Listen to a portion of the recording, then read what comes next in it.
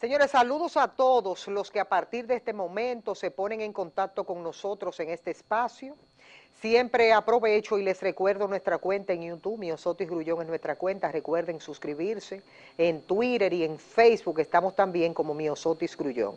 Es decir que le agradezco sobremanera a toda la gente que nos escribe a través de nuestra cuenta. Muchísimas gracias por el seguimiento que tienen de manera permanente con este espacio.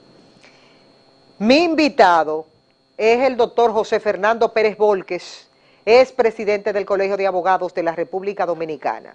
Y nosotros desde hace muchísimo tiempo hemos estado dándole seguimiento a toda esta situación del Código Penal, de las modificaciones al Código Penal de la República Dominicana. Y con todo lo que se ha hablado hasta este momento, han sucedido últimamente un sinnúmero de hechos, solamente en estos primeros 3 meses del año, enero, febrero y marzo, que han consternado a la sociedad dominicana, y muchos sectores han puesto sobre la mesa lo que tiene que ver con el cúmulo de penas, dependiendo el hecho que se cometa y que uno pueda ir en hilaridad con el otro. Para eso hemos querido invitar al doctor José Fernando Pérez Volques, abogado, para tratar ese tema aquí, en este momento, en este espacio. Doctor, mi cariño de siempre para usted. Gracias, Miosotis Grullón, muchas gracias por tu generosa invitación.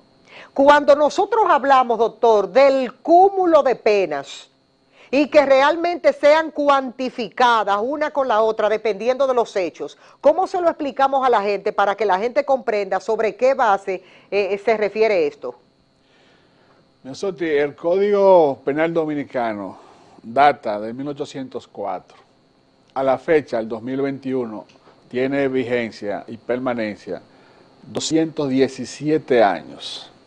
Óigase bien, la ley que sirve a la República, a nuestros jueces y nuestros fiscales, y que nuestros abogados también todos los días manejan en los tribunales del país, tiene una permanencia de más de 200 años. En ese entonces, la figura del cúmulo de pena era inexistente, porque cientos de infracciones jurídicas no existían para ese entonces, no hacían presencia. El tiempo cambió, la sociedad de 1804 no es la sociedad del 2021. En esas atenciones hay un código que se quiere aprobar, que tiene más de 14 años en el Congreso de la República. Eso debe constituir también una reflexión para la clase política dominicana. Eso debe llamar a reflexión, cuestionamiento y hasta vergüenza, que nosotros tengamos un instrumento jurídico vetusto, antiquísimo y anticuado. El cúmulo de pena, ¿qué es? Francia, toda Europa y los Estados Unidos tienen esa figura jurídica. Eso ocurre cuando hay un concierto ideal de infracciones.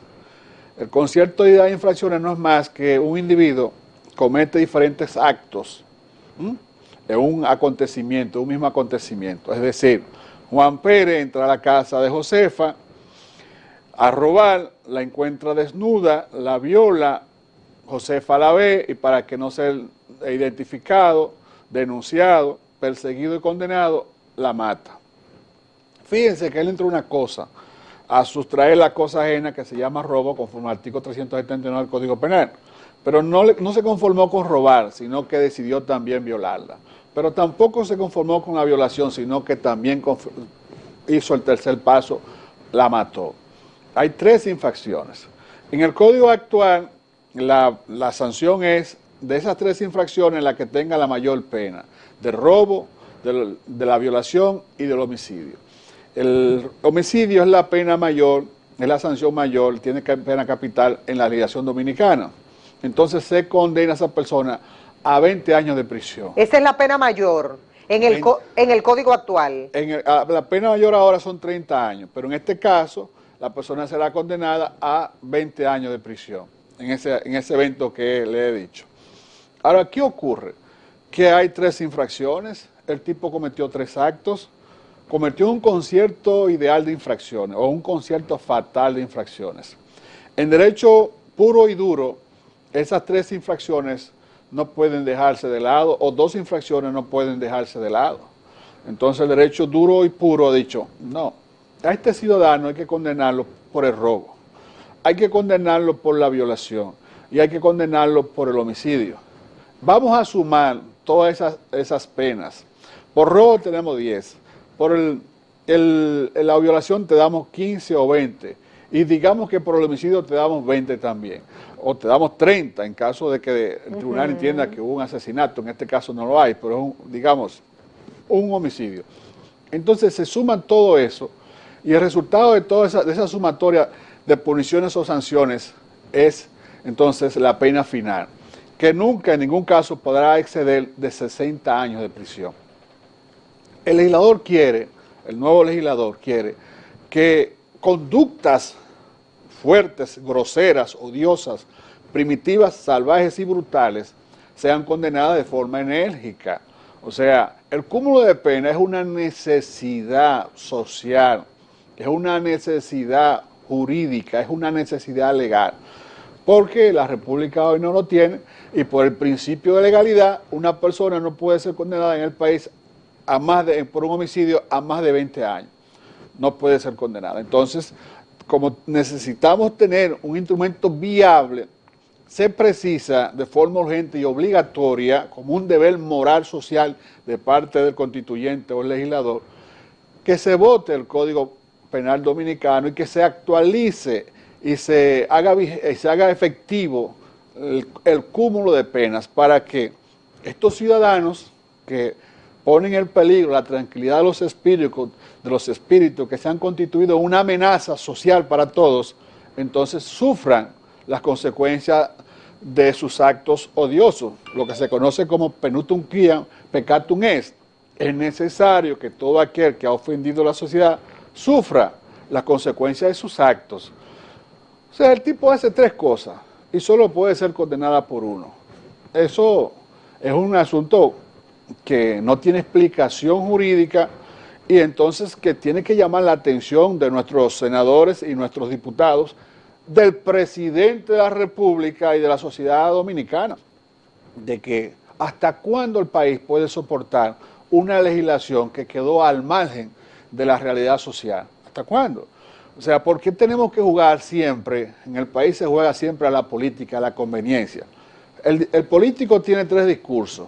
El discurso de campaña, el discurso en función y el discurso cuando ya no está en función de cuando ya pasó. Y si usted quiere, estando en el poder, llevar el mismo discurso de la pantalla, encuentra oposición por la misma gente que está al lado. Sí, entonces hay que pensar en que la República tiene que avanzar, y una de las formas más expedita y más sumariada del avance es la actualización de los instrumentos jurídicos. Quiero aprovechar su presencia, doctor, para que usted le diga a la gente cuáles son esos aspectos, independientemente al que tiene que ver con el cúmulo de penas, cuáles son esos aspectos de situaciones que nosotros tenemos complicadas, por ejemplo, ahora mismo, que tenemos que puntualizar, la de los feminicidios, pero me imagino que hay otras más que no lo contempla el código actual. Ya usted me dijo que el cúmulo de penas no lo contempla, y para que vayamos en hilaridad con los otros puntos tampoco, que no lo contiene el código actual. La autoría intelectual. Hace tiempo que el mundo entero dijo, el individuo que no va, que da la orden, que planifica, que da el mandato, que se aprovecha, que paga. Ese individuo es más perverso, en él se anida un espíritu más peligroso que el que lo hace, porque el que lo hace en ocasiones lo hace por una necesidad extrema, por una situación extrema, que es un acto malo, pero está inducido por y luego su situación real, económica. Pero este tipo es reflexivo, este tipo incluso tiene una participación social, se ve como un hombre tranquilo, pero es un misántropo y un antropófago. Y luego que se descubre la comisión del ilícito y se dice, yo lo hice porque fulano me dio la coordenada, la indicación y me dio el dinero, entonces a este ciudadano la pena que le corresponde es la inmediatamente inferior que la del autor material. O sea, fíjense que él fue el que inició toda la idea, él es que hace que esa idea se materialice y luego él tiene una sanción menos. Eso se llama autoría intelectual. O el agente fantasma o el ciudadano que está detrás del escritorio. Entonces, la República no tiene autoría intelectual. Pero el mundo entero ha dicho, este tipo tiene que tener mayor sanción que el autor material. Y desde hace muchos años, en legislaciones extranjeras, en derecho comparado, la figura de autoría intelectual existe como un tipo penal. Aquí eso no existe. Aquí eso no existe. Entonces, cuando hemos tenido casos, por ejemplo, que hemos tenido muchos, donde hay autor intelectual, ¿cómo se ha manejado entonces en los tribunales eso? Entonces se recurre a la figura jurídica de la complicidad, del artículo 69, 50, 59, 60, 61 y 62, autoría intelectual. O sea, lo pone como cómplice. ¿Y le toca una pena de cuánto? Menor del autor principal. Okay. Digamos que si el autor principal le toca una pena de 20 años, a él le toca una pena de 10 años. Y si al autor principal le toca una pena de 10 años, a él le toca una pena de 5 años. Wow. Y así viene degradándose la pena porque su participación está aminorada o reducida porque él tiene una figura jurídica que para no dejarlo limpio, entonces se acude a la figura jurídica que se llama la complicidad. Él es tratado como un cómplice. Siendo él la persona que ejecutó el plan. Siendo él el malvado. Sí. Entonces, otra figura jurídica, el sicariato. Hace muchos años que Colombia, mismo Estados Unidos y los franceses establecieron esa figura jurídica del tipo que mata por paga, que su vida es matar, que vive, su modus vivendi es su primera existencia humana, destruir existencia humana por dinero, por denarios. Entonces, esa figura jurídica en el país, hablamos del sicariato, que se comete con mucha frecuencia, pero tú no puedes condenar a nadie por sicariato. Ese tipo penal es inexistente en el país. Los abogados lo utilizamos como un ejercicio académico de derecho comparado, pero no es un tipo penal, no tiene un principio de legalidad. Tú no encuentras en ningún código de la República, en ninguna ley de la República, la palabra sicariato. Eso no existe en nuestra legislación. Y tenemos cientos de figuras jurídicas que no están y que sabemos que no están y que hay que colocarlas. Sin embargo, nosotros, nuestros distinguidos y siempre bien ponderados políticos juegan siempre a la conveniencia política, no a la conveniencia del país ni de la República, no el desarrollo del país, sino a lo que a mí me conviene como político, si esto lo voy a aprobar, si no lo voy a aprobar, los efectos que me produce eso, de forma populista o de forma de voto futurista. Sin embargo, dejamos que instrumentos jurídicos duren años y siglos, y caemos entonces en un asunto de reflexión hasta de vergüenza primitiva, porque tener un código que tiene 217 años es hablar como de una cosa que no tiene una explicación racional. Yo quisiera que alguien me explicara, como si yo fuera un niño de 8 años, por qué el país tiene 14 años con un instrumento jurídico engavetado y por qué tiene 217 años con un instrumento jurídico obsoleto. O sea, que yo quisiera que algún diputado, senador, que son los que hacen el instrumento jurídico, que nosotros los votamos, nosotros somos los que votamos por ellos, para que ellos establezcan la norma, la ley. Entonces, ¿por qué no se ha podido adecuar, actualizar el Código Penal Dominicano? Sí se pudo hacer con el Código Procesal Penal. Nosotros teníamos, al igual que el Código Penal, el Código de Instrucción Criminal, que era el código de Lamperier, de Napoleón Bonaparte, del hombre de Santa Marta, Santa Elena y de Waterloo. Estamos hablando del pequeño gigante Napoleón Bonaparte. Ese código tenía más de 100 años. Sin embargo, se reformó en 3 días. Hubo una reforma de que hay que actualizar y que hay que buscar el código tipo latinoamericano, y entonces nosotros suprimimos toda la jurisprudencia francesa, nos desarraigamos de Francia, nos apartamos, ya no somos afrancesados ni eso. Más de 200 años de jurisprudencia la tiramos al baúl, al zafacón, al retrete, y dijimos, no, aquí hay que tener un código tipo. El código de aquí es el código de Puerto Rico, es el código de Colombia, es el código de Ecuador, es el código de Chile, es el código de Argentina. Y trajimos esas figuras jurídicas que estaban por allá, lo hicimos, las trajimos aquí, y metimos un código procesal penal aquí, y entonces, ok, perfecto. Y entonces, si tuvimos esa fortaleza para traer para ser copista, porque copiamos un instrumento jurídico, más allá de la validez, la eficacia y todo eso, que ya es otro tema a discutir, pero copiamos una norma extranjera y nos la adjudicaron al pueblo dominicano. ¿Por qué entonces no se hace lo mismo con el Código Penal dominicano? Doctor, hemos tenido, yo diría que en los últimos, bueno, para ponerlo más o menos, que cierta gente de la que nos esté mirando lo entienda, mucho más de 20 años, crímenes horrendos realizados por menores de edad, menores que son utilizados para el microtráfico, el tráfico de drogas en sentido general, que son utilizados para asesinatos y para cometer muchísimos hechos violentos, que hemos tenido muchos fuertes en el país, hasta para utilizar sustancias para desfigurar personas. El código actual que nosotros tenemos, ¿cuál es la pena máxima para esos menores que han cometido hechos violentos y horrendos en el país? ¿Y a dónde se aspira a llegar actualmente con la modificación al nuevo código? 5 años. En el pasado la pena máxima eran 2 años. Un grupo de abogados, en lo que estábamos nosotros y otros tantos abogados como Tolentino, Guarinó Ventura, Joaquín Benesario, Wilkin Castillo, un grupo de abogados, Simón Bolívar, también estuvo Enrique García y estuvo Wilton Guzmán, muchos abogados. Empezamos a hablar de que 2 años era una pena muy graciosa, era una pena olímpica, era un favor que se le hacía a muchachos que tenían una madurez precoz y que cometían crímenes horrendos. Esos crímenes que César Nicolás Penso nos habló cuando se crió en Santa Bárbara, Santa Elena, San Miguel y San Lázaro, en la ciudad de Intramuros, cuando escribió cosas horrendas, cuando escribió cosas añejas. Sí. Cosas añejas. Entonces esos jóvenes cometían esos crímenes horrendos y la pena máxima eran 2 años. Y un grupo de abogados empezamos a hablar de que era necesario suprimir eso, actualizar eso, porque la pena era benévola.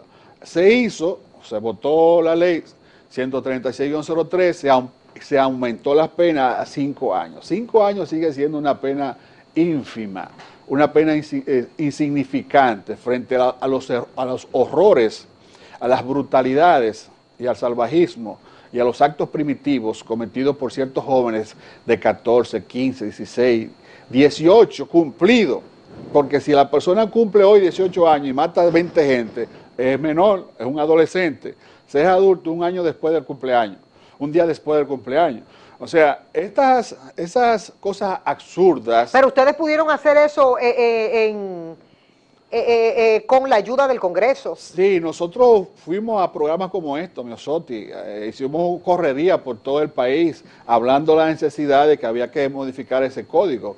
Y parece ser que legisladores nos cogieron pena y la sociedad se apoderó y se logró que de 2 a 5. Y se aumentó, se modificó la ley, que era la 1494, y entonces se votó la ley 136-03, y se aumentó la pena a 5 años, que sigue siendo una pena... ¿Eso se logró para qué año en específico? Eso fue en el 13. En el 2013. 2003.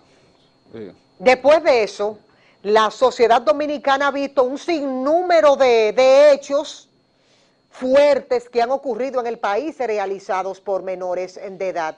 ¿Cómo usted cree, con la experiencia que tienen los tribunales de la República, que entonces deberíamos legislar para que eso pudiese cambiar? ¿A qué pena? A pena de adulto.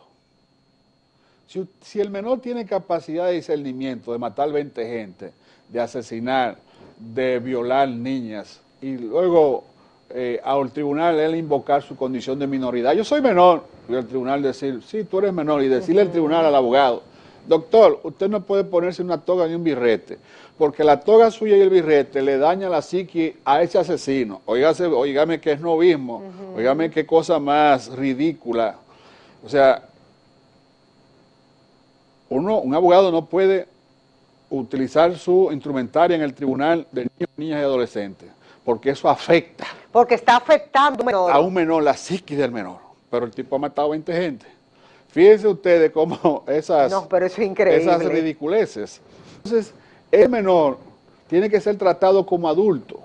Los americanos no entran en eso, Norteamérica no entra en eso.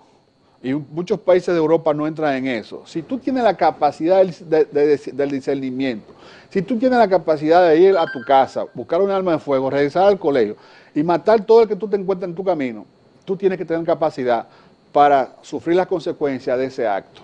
O sea, tú lo reflexionaste, tú te peleaste con un amiguito, fuiste a la casa, buscaste el arma, lo mataste y luego tiraste el arma al río. O sea, si tú tienes toda ese desenvolvimiento, ese desempeño para el mal, tienes que tener ese desempeño para enfrentar tu juicio. América no entra en ese novismo, en esa moda. Estados Unidos no entra en eso. Bueno, y hemos tenido los últimos casos de muchachos que han formado parte de una matanza en escuelas y universidades y de los Estados Unidos. le tiran 20 años, sí. Cadena perpetua. No, ellos no juegan con eso, porque es que hay un discernimiento. O sea, aquí hay un tipo malvado, aquí hay un tipo precoz, y su maldad y su desarrollo mental lo utiliza para el mal. Entonces tú no te puedes aprovechar de tus años no pueden ser una dispensa, una complacencia y una gracia legal, jurídica. Tú no puedes tener esa, digamos, esa impunidad, porque coño, casi una impunidad. Un tipo que se reflexiona, se lo premedita. Bueno, y doctor, ejecuta. recordemos el caso que todavía uno de pensarlo se le ponen los pelos de punta, de los menores que participaron en secuestrar a taxistas y utilizar ácido del diablo y matarlos a todos. Lo fueron haciendo uno por uno. Sí. ¿Usted recuerda ese hecho que consternó a la sociedad? Fue en la provincia de Santo Domingo Este. Sí. Eran unos jóvenes con una desviación conductual. 16 años. Con unos crímenes horrendos, unas conductas anormales, y después en el tribunal, yo soy menor, y el tribunal te decía, no te ponga la toga, doctor, que eso afecta a la psique del menor. ¿Pero qué psique está afectando de un asesino? Que hay que decir que ahora en este momento, porque ha pasado después de eso, ha pasado muchísimos años, esos muchachos están en la calle, normal, ya son adultos. Hace rato que... Sí, que esos muchachos hace rato que están en la calle, ya son adultos, por cierto, y ya usted puede imaginarse, uno espera que hayan logrado insertarse en la sociedad. Pero el Estado tiene que esas cosas corregirlas, porque esas son conductas que se prestan a ser reiteradas, a ser frecuentes, porque un menor que mate a una gente y vea que su pena máxima son 5 años y que a los 2 años y medio puede estar en la calle, o sea, pero cualquier delincuente, cualquier asesino, cualquier tipo malvado puede tomar un muchacho y dedicarlo a eso, y el muchacho dedicarse a esa empresa, porque es muy fácil. Entonces, esos instrumentos jurídicos que son inoportunos e inadecuados, ¿no?, ilógicos e irracionales, tienen que ser salvados. O sea, la sociedad dominicana tiene que hacer como la sociedad francesa. Los franceses cada cierto tiempo se sientan a ver cómo están los instrumentos jurídicos. Si la ley que se votó hace 10 años todavía tiene vigencia, la mantienen. Si hay que adecuarla, la adecúan. El Código Penal francés es el mismo código de Napoleón, lo único que han hecho es que han ido adecuando conforme a cómo ha ido cambiando la sociedad. ¿A dónde ajustan aquí el caso de los feminicidios? Que, por cierto, en estos primeros 3 meses del año es alarmante lo que está ocurriendo. En el 295, homicidio voluntario. Ah, homicidio voluntario. Homicidio voluntario, pero no se puede hablar en el tribunal de un feminicidio. No se puede presentar una acusación. Esa figura no existe. No existe. Ningún juez sino homicidio voluntario, que tiene una pena entonces de 30. Homicidio voluntario de 3 a 20 años. De 3 a 20. Sí, la de 30 es asesinato. El hombre que mata a la mujer, cuando la acecha, le da seguimiento, la persigue y la mata. Eso es un asesinato. Que es un feminicidio también, porque ha matado... Claro, pero y lo que le llamamos cotidianamente, la gente del pueblo que habla de acechanza y alevosía. No, eso no existe. Sí, aquí existe la premeditación y la acechanza. Ajá. La premeditación es la reflexión, es el intercrimen, es todo lo que se hace para ejecutar el evento. Eso es pensar o reflexionar. La acechanza es apostarse en un lugar por donde habrá de pasar la víctima y ejecutar el acto. Esas dos condiciones, conforme al artículo 296, 97 y 98 del Código Penal, son un agravante. Y el homicidio lo convierten entonces en un asesinato. La pena máxima en la República es el 30 años que se impone para los parricidas, para el envenenamiento, para el infanticidio y para el asesinato. ¿Y dónde cae cuando una persona es prácticamente lo que le llamamos muerta en vida, que ha sufrido una agresión, por ejemplo, por ácido del diablo? La persona está viva, pero prácticamente te dejaron desfigurado. ¿En dónde cae esa? Esos son golpes y heridas, son actos de torturas y de barbarie. La ley 224, que modificó sustancialmente el Código Penal Dominicano y establece son actos de torturas y de barbarie. La pena es muy grave sobre eso, son 20 años sobre eso, porque lo ha destruido totalmente. No lo mató, pero lo ha dejado en unas condiciones que jamás podrá ser el mismo. El ácido del diablo desfigura de forma tal que no importa las intervenciones quirúrgicas que pudiera la persona recibir para tratar de recuperarlo, pero nunca será recuperado. Esos son acontecimientos de torturas. Entonces, dentro del código nuestro está como qué? Como golpes y heridas voluntarios, que se llama actos de torturas y de barbarie. Que la pena máxima es 20 años. 20 años. Eso está en la ley 2497. Es decir, que ningún hecho de lo que nosotros hemos visto hasta este momento pudiésemos decir de que cuando la gente se pone a hablar y dice la pena máxima, eso no es así. Porque la pena máxima serían 30, pero se toma la decisión es sobre la base de lo que dice el código. Es correcto. Las penas serán conforme a la gravedad del hecho. Y la gravedad del hecho la va a determinar el certificado médico. El certificado médico es atributivo de competencia. Si Juan le da a Josefa un golpe y el médico legista dice que ese golpe cura en 2 días o en 1 día, entonces es un asunto juzgado de paz. Pero los jueces no toman decisiones sobre la base del impacto que pueda ocurrir, de que pueda ese hecho impactar en la sociedad. No, así no. No, los jueces no pueden cambiar por un tema de carácter social, sino legal. No pueden pensar lo que piensa la sociedad. El juez no puede pensar el juez tiene que pensar lo que dice la ley y aplicar lo que dice la ley. O sea, la sociedad de repente quiere una sentencia condigna, reflexiva, fuerte, un castigo ejemplar, pero los eventos dicen otra cosa. Bueno, Juan mató a fulano, y eso es un homicidio, y entonces en el tribunal se prueba que Juan se defendió de fulano, que fulano le dio una galleta a Juan y Juan entonces lo mató. Entonces dice, bueno, pero aquí hay una excusa legal de la provocación, él no debió matarlo, pero este no debió darle la bofetada, los golpes que le infirió. Entonces el juez no puede condenar a Juan porque él lo mató, no, tiene que condenar a Juan porque él lo mató, pero no puede dejar de lado que él fue previamente atacado, que fue provocado. Entonces, serán las circunstancias, la casuística, el acontecimiento histórico, porque el juicio es una historia, Miosotti Grullón, es una historia en la que el juez no participó el fiscal, ni participaron los abogados. Y esa historia la va a ganar el que mejor la cuente. Y el que mejor la cuente, para que la pueda ganar, tiene que probarla.